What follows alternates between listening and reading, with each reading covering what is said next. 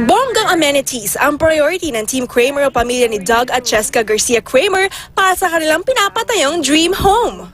May infinity pool, entertainment theater system, personal gym at office.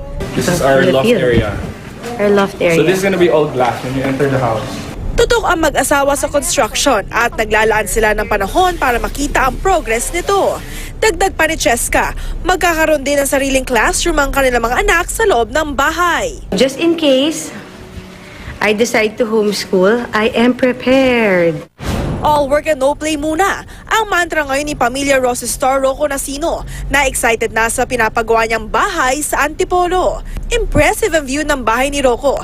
Nakita ang Ortigas skyline. Kahit under construction pa, dama kay Rocco ang excitement na makalipat sa kanyang dream house.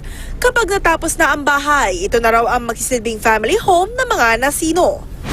Sa Antipolo rin ang ipinapatayong dream home ni Asia's finest Kim Domingo na may Scandinavian feel.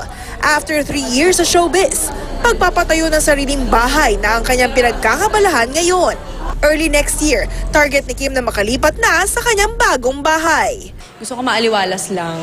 Color white. Bala ko din maglagay ng walk-in closet. Lalagay ko din yung mga shoes, bags na nabili ko, mga ganyan. Katatibayan, updated sa showbiz happenings.